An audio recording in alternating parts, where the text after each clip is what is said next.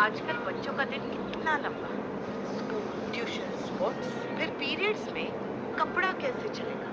उन्हें दीजिए नया विस्पर चॉइस अल्ट्रा एक्सेल जो बिना हिले दे 100% तक दाग से सुरक्षा दिन भर। कैसे? मैजिक जेल से। विस्पर चॉइस एक्सेल सिर्फ 40 रुपए से शुरू।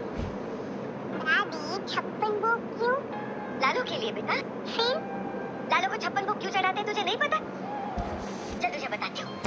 जब लालू छोटे थे ना, बाल गोपाल नंद गांव में रहते थे। एक दिन क्या हुआ, इंद्र भगवान गुस्सा हो गए, सारे गांव वालों पे गुस्सा हो गए। बताए क्यों? क्योंकि उन्होंने इंद्रदेव की पूजा नहीं की और गोवर्धन पर्वत की पूजा में लग गए थे सब लोग। तो इंद्र भगवान को इतना गुस्सा आया कि उन्होंने बारिश शुरू कर दी। सब गांव वाले डर गए कि अब क्या करें। तो पता है बाल गोपाल ने क्या किया? बाल गोपाल ने पूरा का पूरा गोवर्धन पर्वत इस उंगली पे उठाया और सारे गांव वालों को कहा, आओ आओ पर्वत के नीचे आओ, सब लोग सेफ रहोगे। और सारे गांव वालों ने पर्वत के नीचे शरणागति ले ली। सब एकदम सेफ थे वहाँ पे। पता है 7 दिन तक इतने छोटे से बाल गोपाल पूरा का पूरा गोवर्धन पर्वत एक उंगली पर उठा के खड़े थे। गांव वालों को भी दया आई। गांव वालों ने सोचा बेचारा छोटा सा बच्चा 7 दिन से उंगली पे इतना बड़ा पर्वत उठा के खड़ा है, उसे भूख लगी होगी। फिर और तब उन्हें याद आया कि बाल गोपाल को तो दिन में 8 बार खाने की आदत है और पिछले 7 दिनों से उन्होंने खाना ही नहीं खाया। तो पता है उन्होंने क्या किया? उन्होंने मैथ्स किया। 7 8 कितना हुआ? 7 8 के मतलब 7 8 are 56। यस 56 मतलब 56। तो गांव वालों ने 56 भोग बनाए और बाल गोपाल को खाना खिलाया। बाल गोपाल खुश हो गए और गांव वाले भी खुश हो गए। तब से जन्माष्टमी के दिन मतलब बाल गोपाल के जन्मदिन पे हम उन्हें 56 भोग का प्रसाद चढ़ाते हैं। समझी? दादी आज लालू को 56 भोग क्यों नहीं चढ़ेगा? कैसे चढ़ेगा बेटा, अब समय ही नहीं है। इतना सब कैसे बनाऊंगी? एक आइडिया है।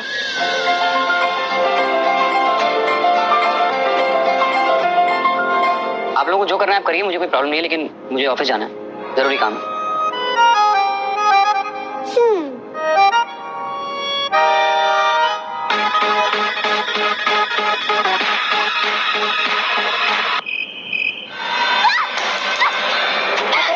दिमाग खराब हो गया तुम्हारा, क्या कर रही हो? छोड़ो बस, छोड़ो मुझे। शादी करके लाया हूं उसे पूरी दुनिया के सामने, अपने परिवार के साथ उसकी मांग में सिंदूर भर के, गले में मंगलसूत्र डाल के, अपना नाम देके। और एक ये है तेरी गर्लफ्रेंड, इस बेचारी आशिका के जैसा तो नहीं है, जिसे तू आज तक अपना नाम तक नहीं दे पाया। तो अपना ये बदनाम और बेनाम रिश्ता ले और यहाँ से निकल। उस रजत की हिम्मत कैसे हुई? उसने हमारे रिश्ते को बेनाम कहा, हमारे रिश्ते पर उंगली उठाई। क्यों? समझना क्या खुद को? होश में आओ। वो 2 घोड़ी का आदमी है, उसका काम भी बकवास करना है। उसकी बकवास को तुम इतना सीरियसली क्यों ले रही हो? हाँ, और ये सब करके क्या मिलेगा? तुम सिर्फ अपना ही नुकसान कर रही हो। सो जस्ट रिलैक्स बेबी, वो बकवास कर रहा है। उसकी बातों से फर्क नहीं पड़ता। फर्क तो इस बात से पड़ता है कि वो जो कुछ भी कह रहा है बिल्कुल सच कह रहा है। और वो इस सच्चाई का थप्पड़ मेरे मुंह पे कभी भी मार सकता है। आश, पता है क्यों? तुम्हारी वजह से, तुम्हारी वजह से। मेरी वजह से? मैंने क्या किया? भाई तो बात है, तुमने कुछ नहीं किया, कुछ नहीं। 5 साल से इस घर में रह रही हूँ, तुम्हारे साथ, तुम्हारे इस घर में 5 साल से रह रही हूँ। लेकिन मेरी सोशल स्टैंडिंग क्या है? क्या है हमारे रिश्ते का नाम? क्या है हम दोनों? बोलो अर्श, क्या है हम दोनों? गर्लफ्रेंड बॉयफ्रेंड, कॉलेज में पढ़ते हुए बच्चे नहीं है हम। फिर रजत को छोड़ के तुम्हारे पास आई ताकि तुम मुझे अपनाओ, लेकिन आज तक तुमने मुझे कभी पूरी तरीके से अपनाया ही नहीं। मैंने अपने नाम से ढककर हटा दिया ताकि मैं भी कुछ राज बन सकूं। लेकिन नहीं, मेरा ये सपना आज तक अधूरा ही रह गया। क्यों? यार तुम फिर से शुरू हो गई हो। इस बार तुम मेरा मुंह बंद नहीं कर सकते अर्श। तुमने मुझसे 1000 प्रॉमिसेस किए, 1000। तुमने ये भी प्रॉमिस किया था कि एक बार सही की कस्टडी हमें मिल जाएगी तो तुम मुझसे शादी करोगे। लेकिन अब तुम सही की कस्टडी हार गए। अब ये केस हार गया तो अब तुम मुझसे शादी नहीं करोगे ना अर्श? तुम यही चाहते हो?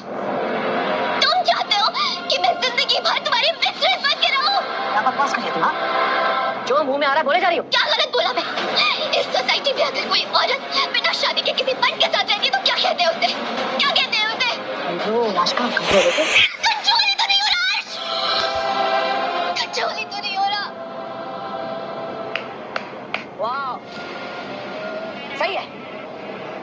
एक बार वो कमीना ठक्कर फिर से जीत गया। तो यही है ना कि वो सिर्फ सही की कस्टडी नहीं जीता है, वो मेरे और तुम्हारे बीच आग लगाने में भी कामयाब हो गया है। वो हमेशा यही करता है। एक छोटी सी चिंगारी उछालता है, तुम सुलग जाते हो, वो मुझे सुलगाती है और हमारे रिश्ते को जलाने में लग जाती है। तुम खुद को मिस्ट्रेस बोल रही रियली आजकल? अरे यार, अपने करियर को देखो, इतना सक्सेसफुल करियर है तुम्हारा, सोसाइटी में नाम है, एक पहचान है तुम्हारी, होर्डिंग पे तुम्हारा चेहरा दिखता रहता है, टीवी कमर्शियल्स में तुम छाई हुई हो, लोग तरसते हैं तुम्हें देखने के लिए। तुम्हारे पास पैसा है, खूबसूरती है, पावर है, और तुम खुद को मिस्ट्रेस बोल रहे हो। कम ऑन आशिका यार, तुम अचानक से इतनी मिडिल क्लास बातें कैसे कर सकती है? शायद तुम जो कह रहे हो बिल्कुल ठीक है, लेकिन इसका मतलब यही ना कि तुम मुझसे शादी नहीं करोगे। आशिका, आशिका, आशिका, आशिका, आशिका, आशिका, सुनो सुनो सुनो बेबी, मेरा यकीन करो, हमारी शादी होगी, यस, और जरूर होगी। बस उसके लिए मुझे वो हक कमाना है, और उस हक के लिए मुझे सही को इस घर में वापस लाना होगा। यस बेब्स, मैं तुमसे झूठ नहीं बोल रहा हूँ, मैंने बल्कि तुमसे कभी झूठ बोला ही नहीं। विश्वास करो मेरा, हम भले ये लड़ाई कोर्ट में हार गए हो, लेकिन अब सही के लिए लड़ाई कोर्ट के बाहर लड़ी जाएगी। सो जस्ट रिलैक्स, कम कम कम कम, रिलैक्स।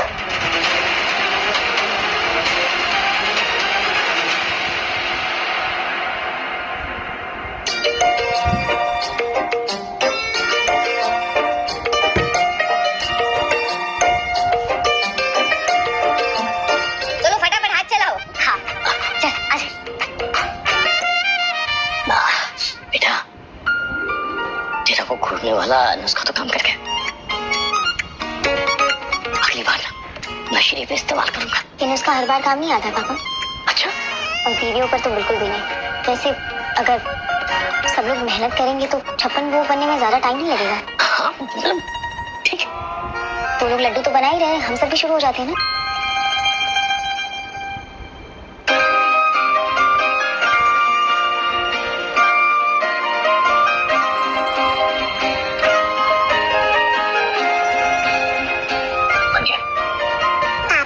लाल गोपाल तो बहुत छोटे से है, इतने बड़े लड्डू कैसे खाएंगे? बहुत हंसी आ रही है ना? हाँ नहीं, मैं देख रहा हूँ, बहुत हंसी आ रही है।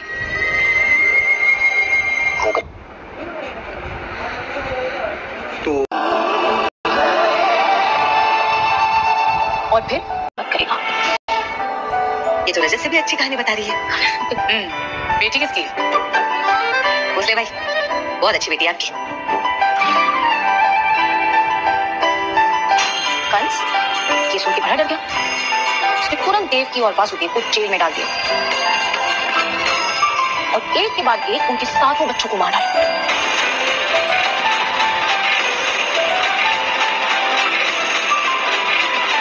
और फिर एक रात ठीक 12 बजे देवकी के 8वें बच्चे का जन्म हुआ।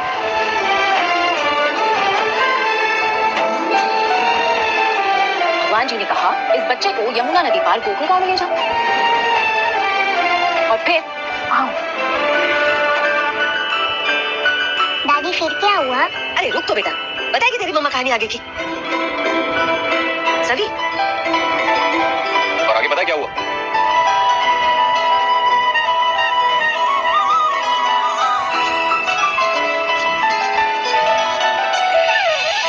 भगवान ने वासुदेव जी को कहा कि आप एक काम करो, यमुना नदी के पार एक गांव है गोकुल, आप वहां अपने बच्चे को ले जाओ। अब वहां के दोस्त भी रहते हैं, नंद बाबा और यशोदा जी, उनके बच्चे के साथ अपने बच्चे को एक्सचेंज करो।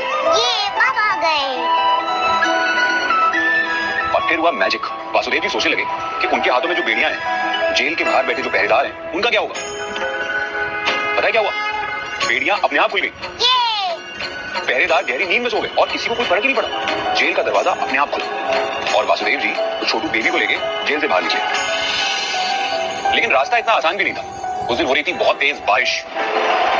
ऐसे ऐसी बारिश जिसमें किसी का भी उस नदी को पार करना बड़ा मुश्किल था। जैसे ही वासुदेव जी ने छोटू बेबी को टोकरी में रख के अपने सर पे लिया, पानी उनके सर के ऊपर से गया ही नहीं। और ये तो कुछ भी नहीं है, उस बेबी को बारिश से बचाने के लिए 10 सर वाला स्नेक अम्ब्रेला बनके उनके सर के ऊपर आ गया। और ये सब देख के वासुदेव को समझ आया कि उनका छोटू बेबी जो है वो कोई नॉर्मल बेबी नहीं है, बल्कि बहुत खास बेबी है। और फिर क्या था, वासुदेव जी उस छोटू बेबी को लेकर अपने फ्रेंड के घर गए और उस बेबी को एक्सचेंज कर लिया और वापस आ गए जेल के अंदर। लेकिन जब कंस उस बेबी को मारने के लिए आया तो पता है वो कौन थी? वो थी मां दुर्गा। उन्होंने अचानक से एक बड़ा सा रूप लिया, बहुत बड़ा सा, और उस कंस को बोला, पता है जिसको तू मारना चाहता है वो जन्म ले चुका है। तुम्हें पता है वो छोटू बेबी कौन था? वो थे हमारे श्री कृष्ण, भगवान श्री कृष्ण, यानी कि हमारे अपने लालो, जिन्हें यशोदा मैया ने बहुत ही प्यार से पाल पोस के बड़ा किया था। आपको पता है भगवान श्री कृष्ण देवकी के बेटे थे, लेकिन यशोदा मैया ने उन्हें अपने सगे बेटे से भी ज्यादा प्यार किया।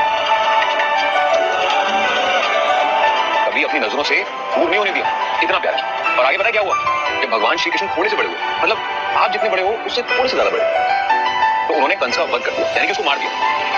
और उसके बाद बुराई पर अच्छाई की जीत हुई, और इस जीत के लिए सबने उन्हें थैंक यू बोला। सबने आके बोला ये आपने बहुत अच्छा काम किया। इसीलिए हम भगवान श्री कृष्ण के बर्थडे को जन्माष्टमी के रूप में सेलिब्रेट करते हैं। यही सेलिब्रेशन है जो हमें सिखाता है हमेशा अच्छे काम करने चाहिए और भगवान श्री कृष्ण की तरह स्ट्रॉन्ग बनना चाहिए। बाल गोपाल के भगवान श्री कृष्ण बनने में यशोदा मैया और नंदलाला का ही हाथ था, इसीलिए उन्हें यशोदा का नंदलाला भी कहा जाता है। मतलब आप मेरी यशोदा मैया हो? हाँ, और आप मेरे नटखट कृष्ण कन्हैया। परी मम्मा, आपके कितने सारे नाम है? यशोदा मम्मा, परी मम्मा, रवि मम्मा, और ये सारे नाम मुझे आप ही ने तो दिए।